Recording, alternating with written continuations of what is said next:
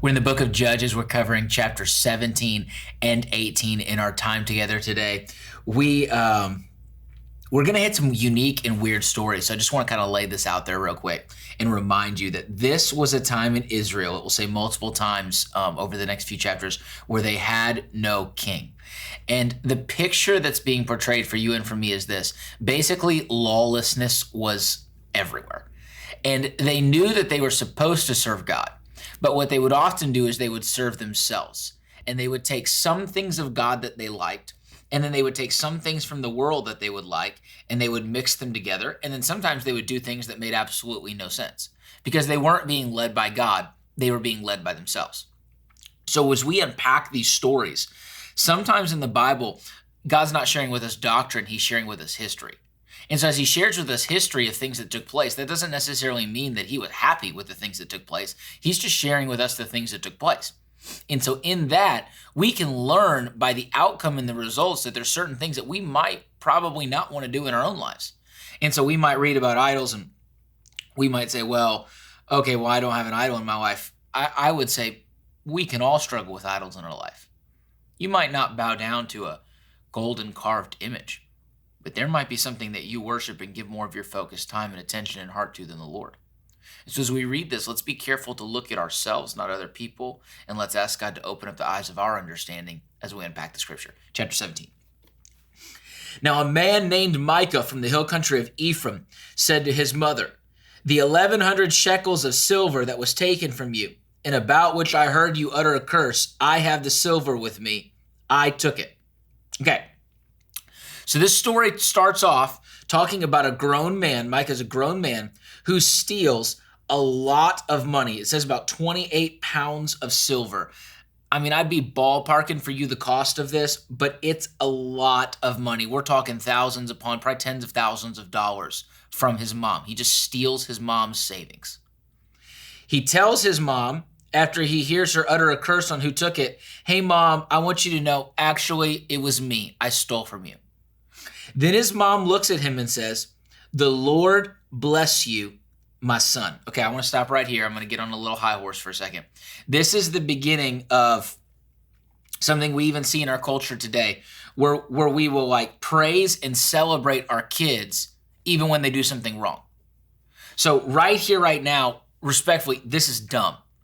Why is his mom celebrating him for stealing from her? And as parents, whether you're parents or grandparents, we have to be so careful because we cannot celebrate our children when they do something wrong. Now, the Bible talks about, rebuking, correcting, admonishing. We can build up and coach our kids. But I'm not going to celebrate my daughter or my son if they were to steal from me. He needed to be corrected right now, but he wasn't. And what can happen in our culture is when we don't correct the next generation when they're wrong, when we don't talk about sin, and we only talk about the things that we want to talk about that excite us, we can find ourselves being susceptible to greater pain in the future. Verse 3. When he returned the 1,100 shekels of silver to his mother, she said, "I solemnly consecrate my silver to the Lord for my son to make an image overlaid with silver. I will give it back to you." Okay. So after he gives it back to his mom, what he's stolen, his mom says, "I'm going to give it to God. And as I give it to God, I'm going to make an idol." Okay, again, that's dumb. God literally talks about in the Ten Commandments to not have idols before him. They saw throughout the Exodus that it was unwise to have idols that they put before the Lord. So she says she's giving it to God, but she's giving it to God by making an idol. What is she doing? She's taking things from the world and she's mixing them with things from God. She's making her own religion. And it says in verse 4, so after he returned the silver to his mother, she took 200 shekels of silver and gave them to a silversmith who used them to make the idol. And it was in Micah's house. Now this man Micah had a shrine. He made an ephod and some household gods. These are little g's. He's got idols all in his house. And installed one of his sons as priest. Okay, that makes really no sense because he was from Ephraim. He was an Ephraimite. He was not from the Levitical priesthood. So his son wouldn't even be qualified to be a priest underneath the lineage that God had designed for serving in the temple. So he is just making his own religion. Now it says, in those days, again, verse 6, Israel had no king. Everyone did as they saw fit. It's a reminder for us in our world today that there are people who are just going to do what they think is right in their own eyes. And sometimes they'll say that it's God, sometimes they'll say that it's them, but at the end of the day, they're just confused. Verse 7. A young Levite from Bethlehem in Judah, who had been living with the clan of Judah, left that town in search of some other place to stay. Okay, so a Levite, someone who would serve in the house of the Lord. On his way, he came to Micah's house in the hill country of Ephraim.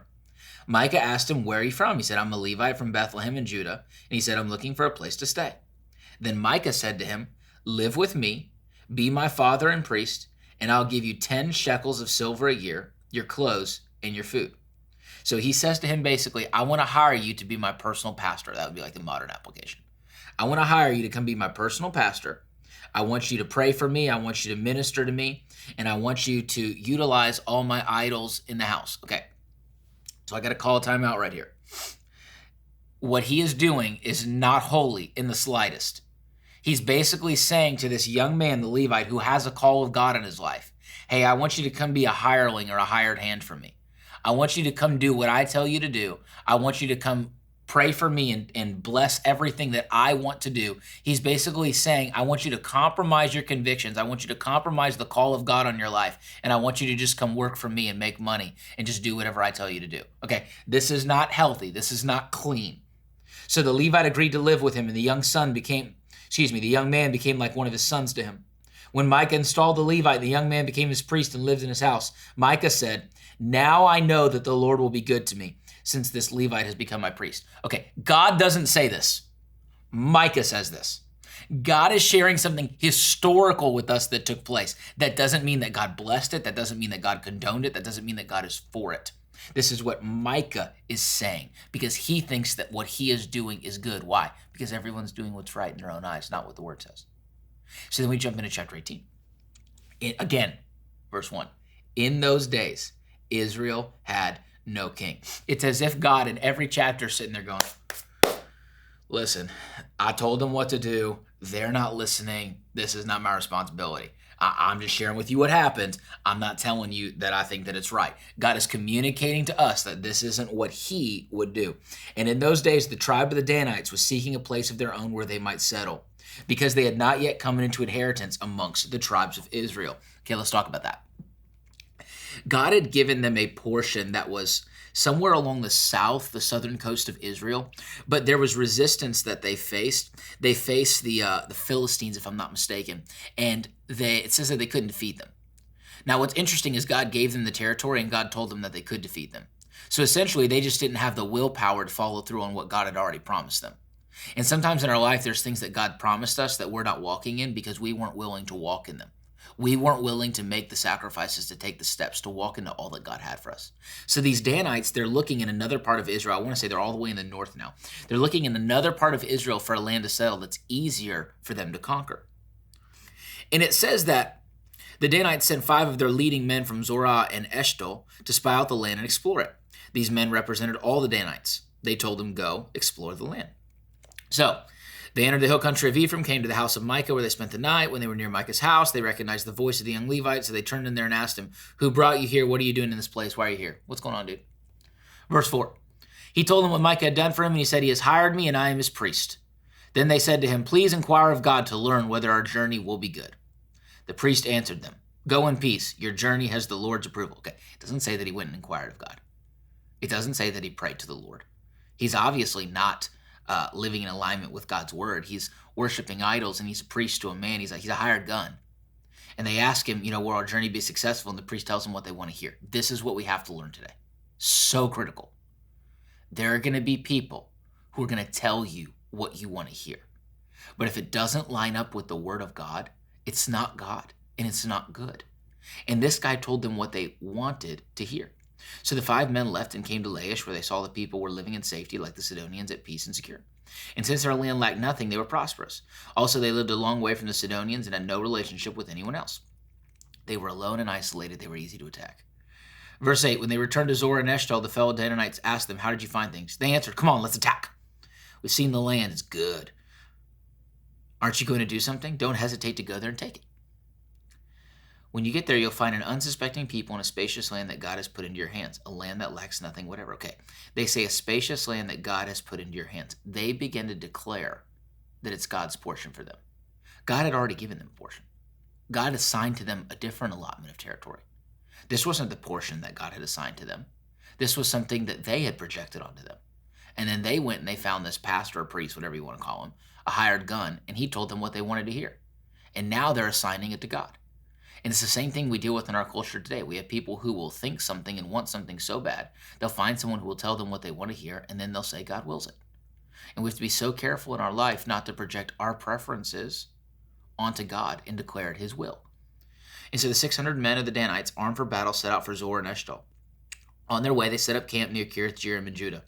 This is why the place west of Kiriath Jearim is called Machana Dan to this day. From there, they went on to the hill country of Ephraim and came to Micah's house.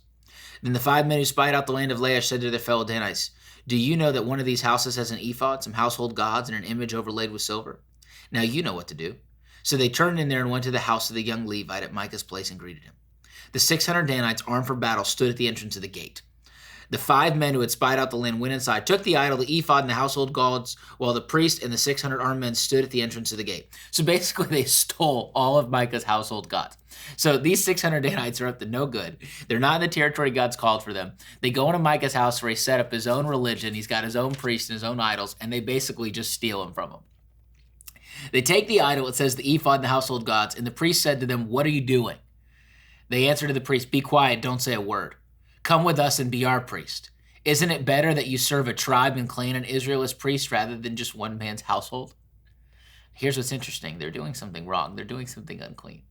But here's where you realize the heart of the priest. Verse 20. Or I don't even want to call him a priest, but you get what I'm saying. The priest was very pleased. He took the ephod, the household gods, and the idols and went along with the people. What did he do? He traded up. He traded up from serving one family to serving the people because he knew that he could get more money from them. If Micah gave him 10 shekels of silver, how much more would this tribe of thousands give to him?